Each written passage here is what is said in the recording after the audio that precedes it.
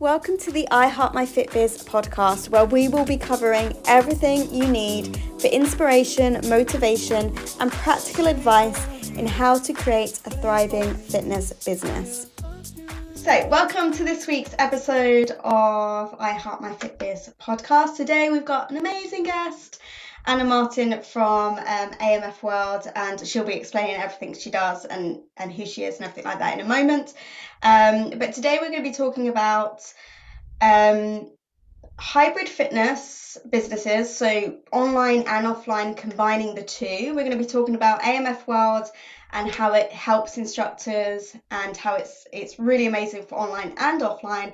And we'll also be talking about recovering our fitness businesses after the pandemic, boosting those low numbers and avoiding burnout and lots of different things like that. So I'll hand over to Anna Martin first of all, and just give us an intro to you, your kind of fitness business, your brief overview of what you've been doing in the fitness industry up until this point, and what you've created for instructors and what you do as a fitness business separately, if that makes sense. So for instructors and for participants. So I've been in fitness, doing community classes, gym classes, all that stuff for about, I don't think it's about 12 years now, and dance teaching before that. I run now just community classes, PT, and an online hub, which is like downloadable workouts and like on-demand stuff, all the kind of stuff that we're all doing these days. And then AMF.world is an online portal for instructors for freestyle content. Got a couple of branded concepts on there as well, but it's mainly about upskilling and education and providing freestyle options, especially for people that are teaching in the community and maybe don't have the support of a gym and that kind of thing, so that they can still have fresh ideas, create their own classes and all that cool stuff that we love. Fabulous. So I know that you have, and again, you can get a little bit more in depth with this, but I know that you have had a membership for your class participant side of your business. And I don't know how long you've incorporated the hybrid, whether it's just been from lockdown or whether it's before that, but I know you do it quite well, where you're combining the online and the offline stuff for your class participants and for the membership. So just explain briefly for anybody who is maybe new to having a fitness business, or maybe coming out of a pandemic, because I know for a long time I was pay as you go. And a lot of community instructors are pay as you go, just taking payments on the door, or prepaid but still kind of pay as you go. What advice would you give, and what experience have you had with creating like a membership for your fitness business, and also go into how you've now combined it to be online and offline, and how that works for your class participants and your membership setup? Same as how you started, and it was all pay as you go to begin with, and obviously booking systems didn't really exist when I first started teaching, so everyone just rocked up with their fiver and that was the end of that. And then I found a booking system, started doing prepaid classes, and then like packs of classes, how we all do passes and so on. And then I decided it would be a really good idea to have a tiered membership system, so they could sign up to a certain amount of classes a month or an unlimited amount. And that's worked really well, because it means that the people who are real fitness geeks and want to come to lots of different things, they know exactly how much money they're spending and they can come to whatever they want. Or if they're doing a more tiered option, then they can still use up their classes in that time. And to be honest, that worked really well for me, because I wanted to have that guarantee that all my costs were covered from my membership, and it's still open to pay as you go people as well, because I have a lot of people who like maybe only want to come to one class and just that genre of class, so that it's still adaptable to fit everyone in. And because I teach only in the evenings, I think that was really important for me, because I think if you have a studio, it's probably slightly different because you've got loads of classes running all day. But for a community fitness, because I was evening only, I wanted to make sure it was still open to people who maybe just wanted to come like 3 times a month or something like that. So that's worked really well. And obviously we went into lockdown, so everything was streamed from the inside of my living room, which was a joy for my carpet. So I started to film everything and then upload it into an on-demand section, which at the time was just available to everyone who had still been kind enough to carry on paying that membership. Um, then that sort of grew into its own thing as well.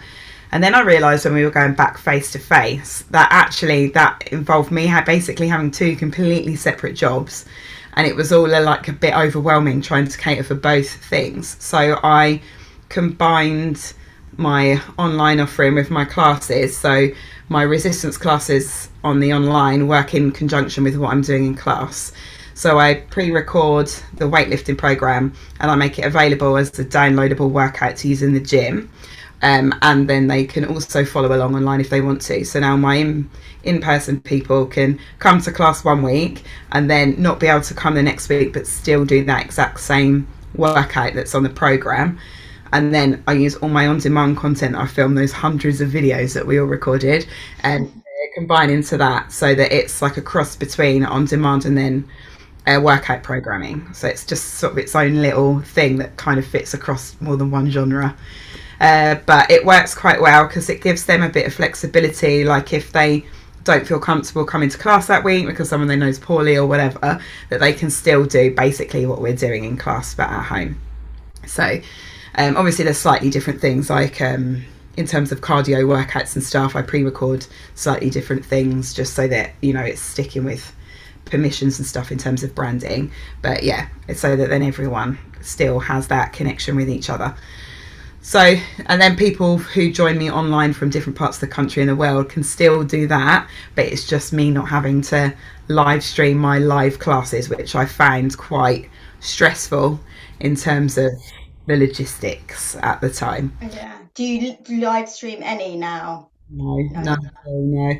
no, because of where I live, I don't have like a separate space to stream in, so it was just too much. Like having my living room as a studio as well. If I had, you know, outside space or like a separate studio, I would definitely have carried on because I actually really enjoyed it. But for me, it was just logistically too much to manage. I streamed from my venue for a while. But for me, it works better pre-recording, so I just book out studio time every week. I have 7 hours, and I film as much stuff as I can, and then that kind of works for lots of different things all at the same time. Yeah, I think it's similar. I mean, I don't do any community classes now. I just do online and I do a few classes at the gym. But like for all my online stuff, I did do lives. But I found that actually just having that set time every week just to film as much as possible, so it's there on demand, was like it was like for my own, because the setup as well, setting up a ring light and recording stuff and the editing side of things as well.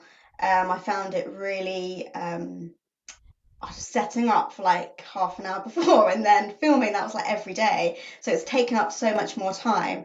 What would you say to instructors who would like to do both online and offline? Would you recommend not live streaming, or would you like, what kind of advice would you give to those who do want to do both but are maybe struggling to find that balance of doing both? Like, have you found your participants are either or? Are they like either online or commute like in person, or do a lot of them do both? Because I found that it's a lot of the time it's either or, like they either want in-person classes or they want online, not both. So what has your been experience been with that kind of thing?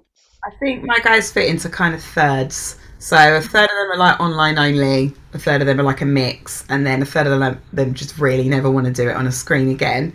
So I think it took me a while to find like my perfect solution because I did really run myself ragged trying to do both things at the same time.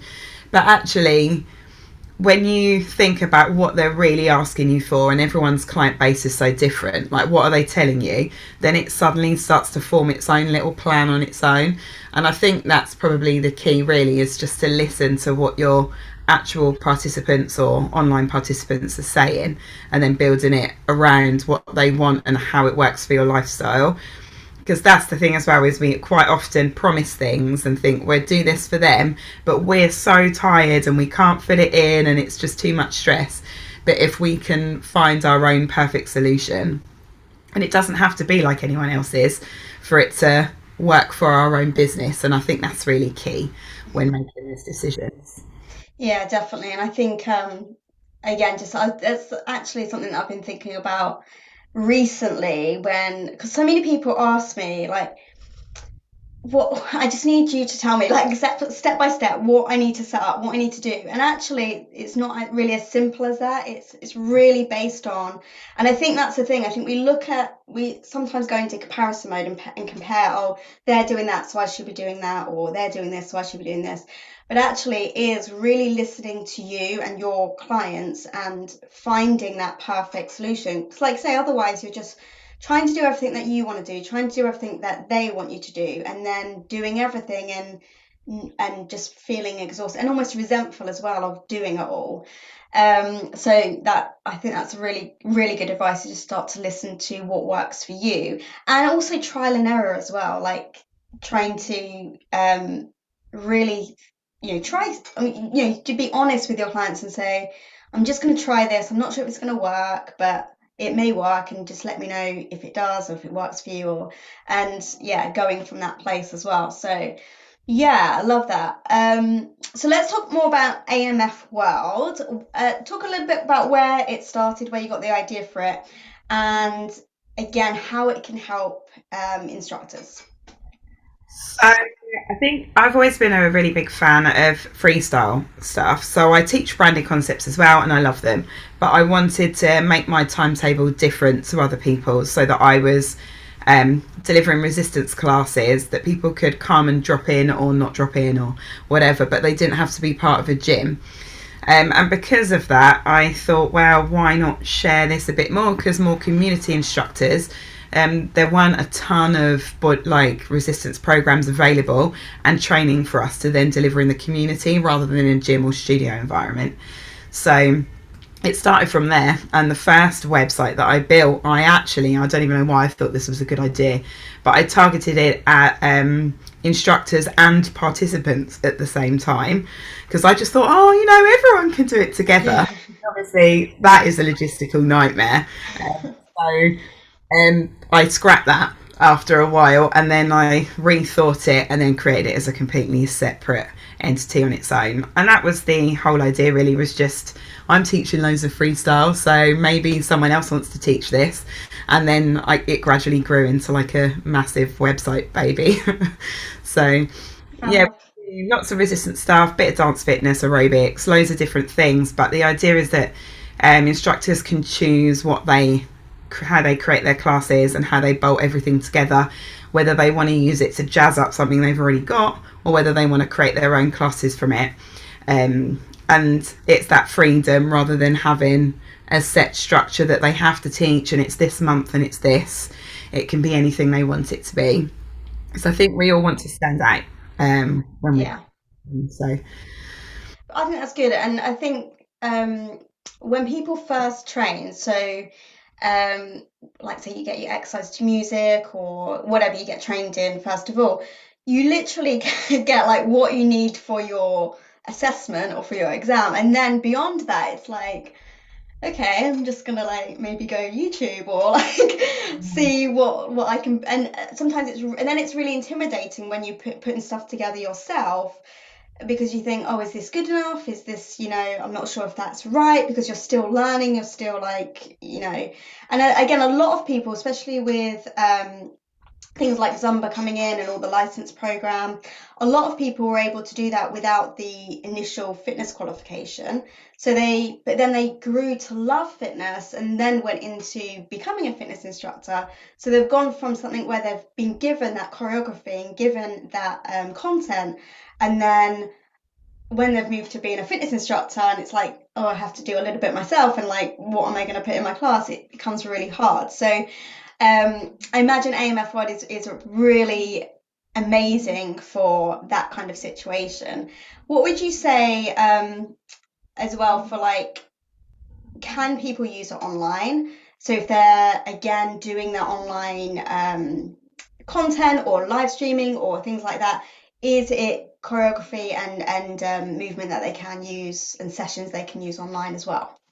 Yeah, so the fitness library, which is the freestyle stuff, is designed to be used however the instructor thinks is appropriate, as long as it's behind some kind of paywall. So they couldn't like pre-record it and then put it on YouTube and launch it for everyone because it's needs to be private. But yeah, Rave Tone and Hype are the two branded concepts, and they're only available for streaming because it's a set program and it's all choreography. So if someone recorded it, it would basically be like giving everyone the choreo. So Yeah, fitness library is completely different, and that because everyone can bolt together whatever they want, each class would be so different that they're available to pre-record and stream if they want to. yeah, So I think it's quite flexible. yeah. And I think, again, I'm not sure on this, but I think you've got also sessions on um, helping people build fitness businesses and things like technique, like exercise technique and things like that. So again, explain a little bit more about any extras that are in AMF World. So the technique library was probably the thing that I wanted to do first because, like you just said, I spent so long. Oh no, why does my client's squat look weird and I don't know how to fix it?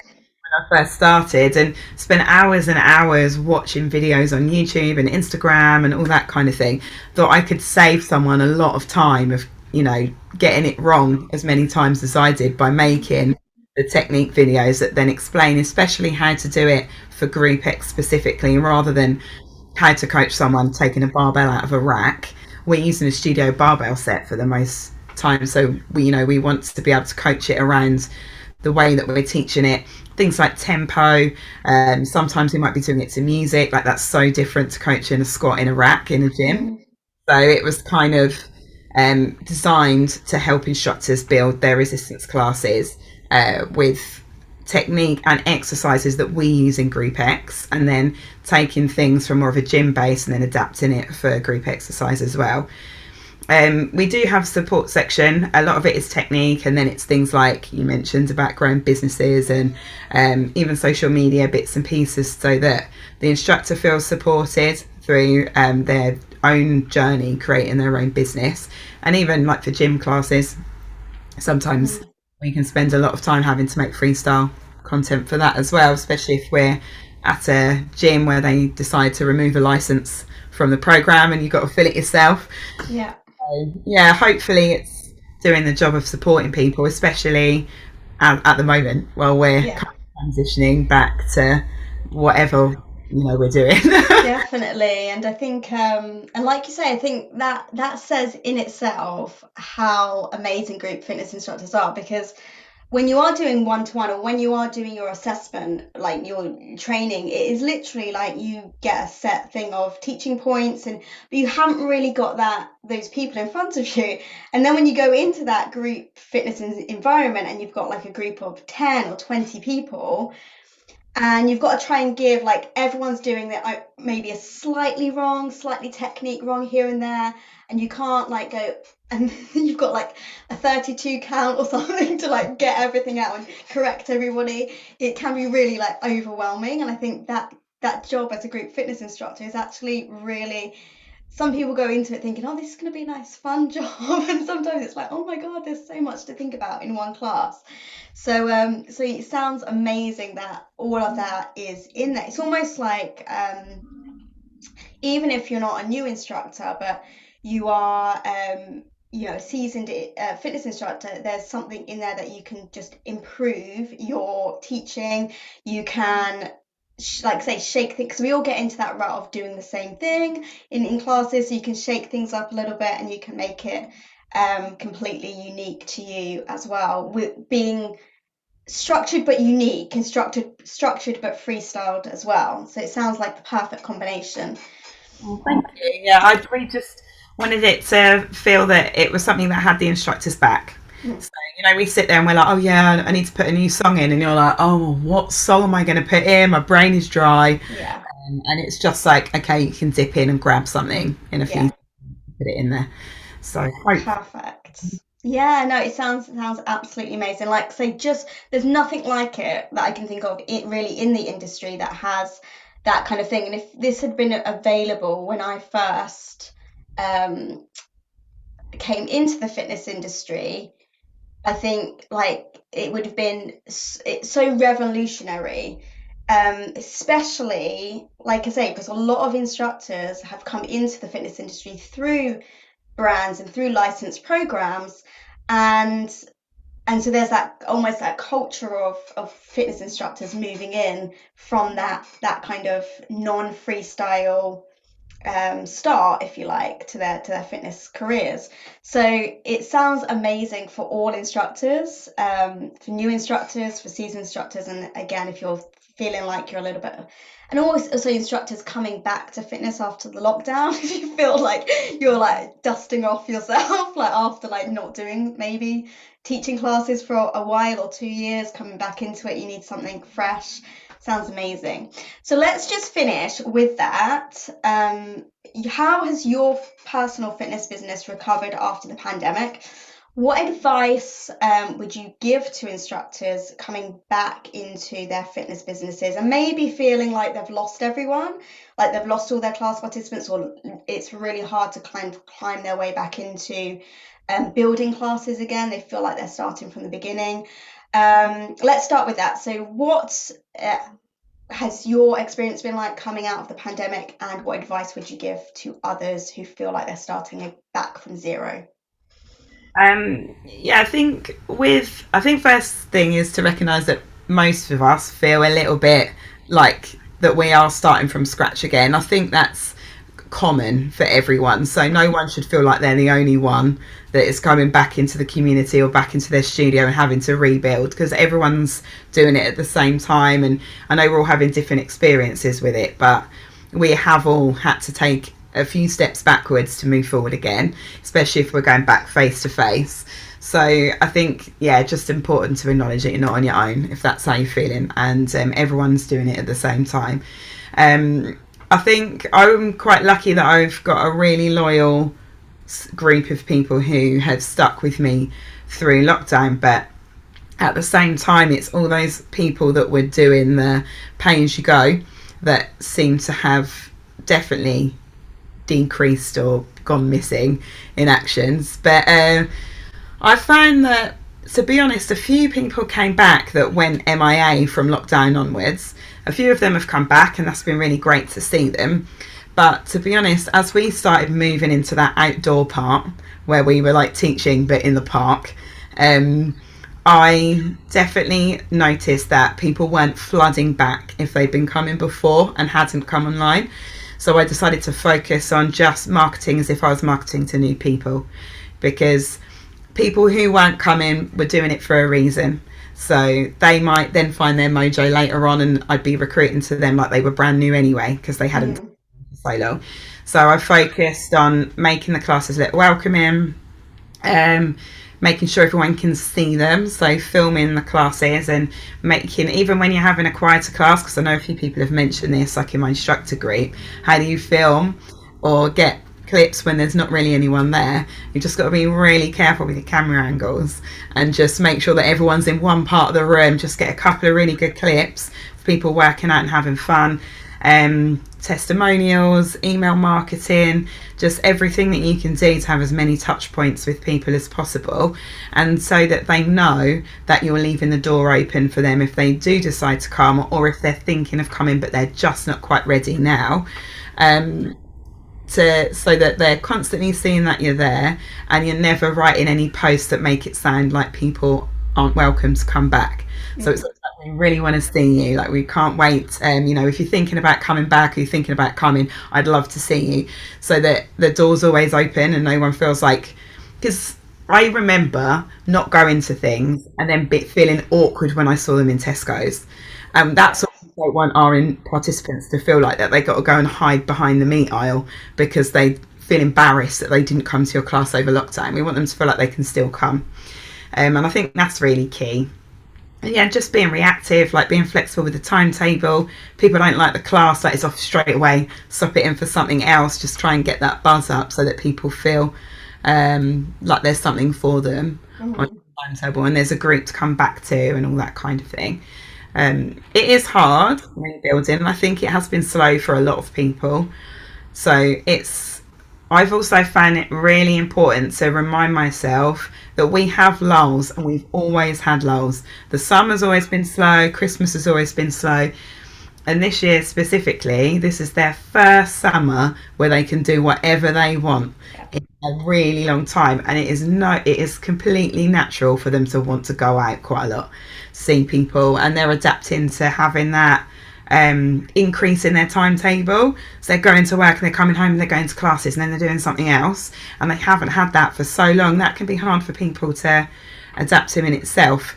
So I think it's constantly reminding ourselves that it's okay that it's a bit slower, but we're doing whatever we can to market, and people will gradually start coming back. Yeah, and I think that's really important because I think we can take a lot of things personally in business, and we can take it like, oh, well, they don't like me anymore, or they've found something else, or we can really take it personally. And I think also time is a funny thing as well, because when we really think about it, like I say, it's the first summer that people can really go away and do what they want, whereas we've probably been hustling the past 2 years, whether it's online or thinking about what to do or thinking about coming back. Whereas we forget that people have their kind of own lives, and it's not just about our fitness classes. And I think we forget that because we're on it all the time, we're thinking about it all the time, that it just is a no-brainer to us. Like, why wouldn't you come straight running back? But yeah, we really have to detach ourselves from, actually, let's take a look at the big picture of this, and actually people haven't been back to normal for that long. So it's going to take a while to kind of build up and get back to the way maybe it was. But also, like you say, starting as if you are starting, and it's almost, I find actually that that's almost like a relief. Like, I can start from the beginning, I can market and promote in the way that I want to. I can maybe change things up. So yeah, it's kind of pros and cons, but really trying to focus.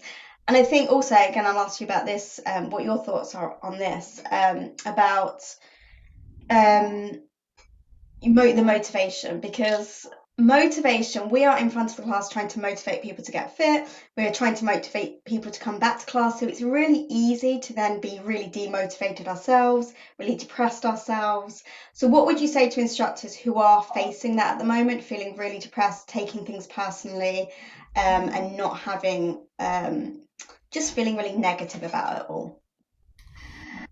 I think it's a hard thing to change a mindset about something, but how we feel sometimes about our businesses is how our clients feel about their fitness journey, and they'll experience times when they're so motivated and they're ready to go and they feel pumped, and then other times when they feel like there's no point, they can't do it, it's not working for them, and they're really like low, and it's normal human emotion to feel like that sometimes. But I do think doing like one small thing at a time, and also reconnecting with what you want to do and why, and exactly how you just mentioned, actually sometimes there's opportunity in the things that aren't going so well. So I feel the same as you, is that I'm now able to completely work how I want to work and create the structure, the timetable, the way of communicating with my clients that I want to, and the business ethos that I can, because I haven't got any kind of historic message that I've got to kind of carry on, but I want to change things a bit. Yeah. So I'm able to start that message like it's completely fresh. Um, I think building just habits, so, and not giving up on things. So sometimes we have a tendency in our job to do one social media post, everyone ghosts it, and then we think we're rubbish and we're not posting ever again. Same with email marketing, same with everything that we do. Like, we want to see that people are responding to the work we're putting in, and sometimes you've got to slog it for several weeks or even months to get that reaction, because people need, is it 8 touch points before Mm. they even contemplate that you're the solution? And that's really important. Also, social media's grown so much over the last 2.5 years, and we have to communicate how we solve people's problems. Like, when I first started teaching, we put up a video of a class and 35 people rocked up. Yeah. No one was using Facebook, but now we've got to show how we can help people, and connect with them better. And I think it's trying to think about how we're actually doing the things that we think we're doing, how we can do them better and how we can do them more consistently. And use that as our own kind of, I've ticked that off today, like I've done all right. Like I've Mm, done a post, I've done an email, whatever it is, as long as we're making that step to creating a consistent habit for ourselves as well, it yeah. will start to work. It's just slow. It's Yeah, just it's and like you say, the last 2 years everybody's gone online and kind of like in terms of social media. So there's a lot more people out there, and it's and also I think like it's that comparison as well. Like we see people posting certain things, and we think, oh, maybe I should post that, and then our post doesn't get as many likes as that person's post. So we're just like, what have I done wrong? And then I'm obviously not good at this, and we just like leave it. But yeah, again, do I always say just kind of one post a day, just also finding your true authentic voice as well of like, okay, what do I want to say as a fitness instructor? What do my classes represent? Because no matter how, like, even if you're doing branded classes, it's you, the instructor, that they come to, and that your personality and the way you do things that will attract your tribe and your people. So it's really having faith that you've done what you can today, like leave it out there for the world to see, and then show up again the next day fresh and do it again. But it really is finding your own, and I think again, especially everyone going online with their businesses and things like that, we always get that thing of or there's a specific way and there's a certain way to do things, and actually, yeah, there is like structure and there is things that we can do, but the most important thing is being ourselves and doing it in a way that feels comfortable for us. So, any last thoughts, any last things that you want to add to this about anything, even if we haven't covered it today, that might help fitness instructors either build a business, or just come back or just find their mojo again? Anything you want to add to today's episode?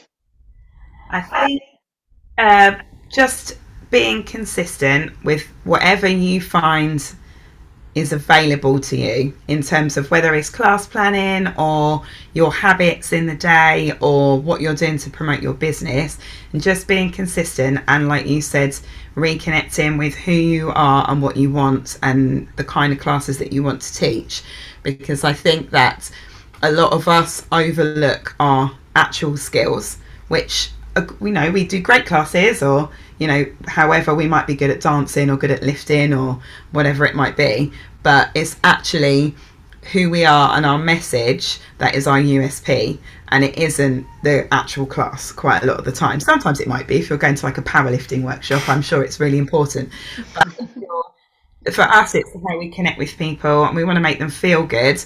And I think when we focus on making them feel great, making them feel part of a community, then everything else that we do changes, because we're able to write better social media posts, better emails, we can talk to people better because we're able to express who we are.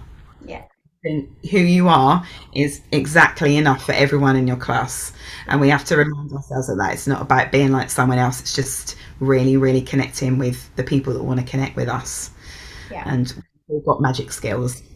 Definitely. And I think, yeah, we can get in our heads and in comparison mode, and into this thing of what we should be doing or what everyone else is doing, instead of actually thinking, do you know what? That doesn't align with me, that doesn't work for me, but I'm going to just focus on this, and whoever, is going to join me is going to join me because it's what I'm doing. And you'll find that, like you said, the more you align with yourself, the easier it is to write social media posts, the easier it is to promote your business. Selling sometimes doesn't feel like selling when you are just speaking from you. So yeah, really, really good advice. So thank you so much for joining me. I'm sure we'll get you on another episode as well when there's like other topics to talk about as well. But um, I will put all the links in the show notes. But where can people find out more about AMF World and signing up? It's AMF.world, or always moving forward AMF on social media, and I will send you some fun links and things as well. Fabulous. Yeah, I'll put all of those in the show notes. And if you have any questions, you can reach out to me. I can always pass them on to Anna as well, if you have any specific questions about that. But yeah, thank you for joining us. Thank you so much for having me. Thank you for joining me for today's episode. If you found anything interesting, inspiring, motivating, useful in this podcast, please reach out to me and let me know. I love to hear your stories and how this has helped you. It's been my aim and my passion to help fitness business owners build thriving fitness businesses, but also build a fitness business without burnout and exhaustion, because that's where I found myself a few years ago. So if you need help with your fit biz, whether it's building online and creating an online service with a website and app and new clients coming into your fitness business on a constant, consistent basis, or maybe you would love help filling your classes and bringing in new clients to your classes every week and every month.